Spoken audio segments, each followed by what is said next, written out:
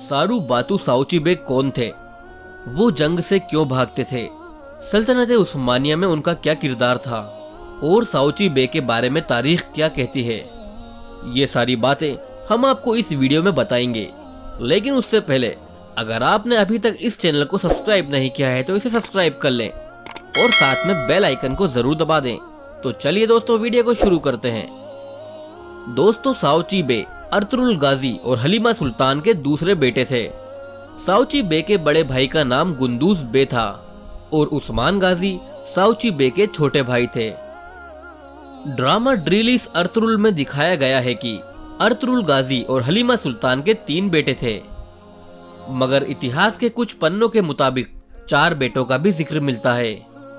इतिहास में 4 बेटों का इख्तिलाफ 2 नामों की वजह से है, साओची बेग और सारू बाटू। कुछ इतिहासकार साओची बेग और सारू बाटू को मिलाकर एक नाम बनाते हैं और बाकी के इतिहासकार 2 अलग अलग शख्स के नाम पर इत्तेफाक रखते हैं। और सबसे हैरत की बात यह है कि सोगूत में अर्तुरुल गाजी के मकबरे के पास 2 कब्रें हैं और इनमें से एक कब्र पर सारू बाटू और दूसरी कब्र पर साओची बेग लिखा है। और ये जाहिर सी बात है कि एक ही इंसान की 2 कब्रें, वो भी एक ही जगह पर, ये नामुमकिन सा लगता है। मगर इसके बावजूद कुछ इतिहासकार साओची बेग और सारू बाटू को एक ही शख्स मानते हैं और वहीं बाकी इतिहासकार सारू बाटू और साओची बेग को हलीमा सुल्तान और अर्तुरुल गाजी के 2 अलग अलग बेटे बताते हैं। लेकिन ड्रामे में भी अर्तुरुल गाजी के 3 ही बेटे दिखाए गए हैं। दोस्तों, साओची बेग की पैदाइश कब हुई इसका तारीख में कुछ पुख्ता जिक्र नहीं मिलता, मगर कहा जाता है कि साओची बेग का जमाना 1247 से लेकर 1287 तक था।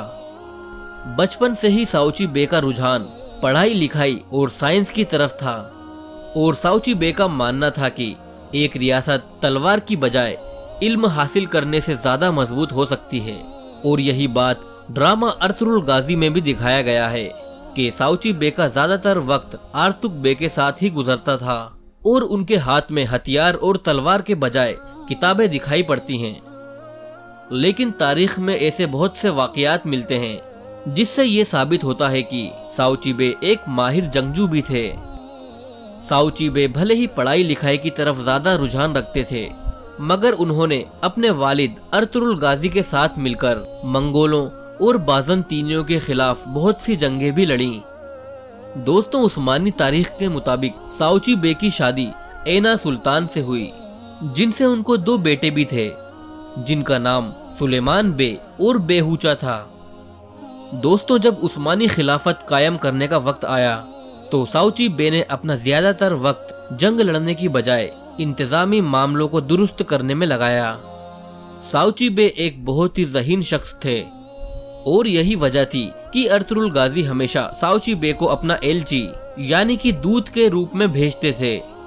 साओची बेग में लोगों को अपनी बात मनवाने और अपनी बातों में कायल करने की गजब की सलाहियत थी।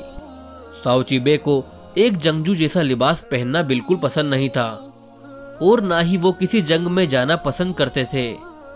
लेकिन इसका ये हरगिज मतलब नहीं कि साओची बेग बुज़दिल थे और उस दौर में एलची यानी खबरियों पर हमला भी हो जाता था।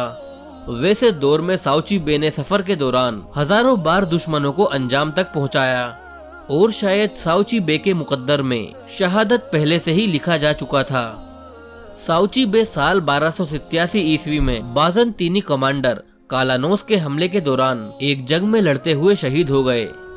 शहादत के बाद साओची बेग आज भी तुर्कों के दिलों में जिंदा हैं और साओची बेग के ऊपर हजारों नज़में भी लिखी जा चुकी हैं। साओची बेग की शहादत हर साल अगस्त के महीने में उनकी मज़ार पर मनाई जाती है और हजारों लोग उनके मज़ार पर उनके लिए दुआएं मग़फ़िरत करते हैं। दोस्तों, इस वीडियो में बस इतना ही। उम्मीद है आपको ये वीडियो ज़रूर पसंद आई होगी। वीडियो अच्छी लगने पर इसे लाइक करें और अपने दोस्तों में ज़रूर शेयर करें। तो मिलते हैं अगली वीडियो में।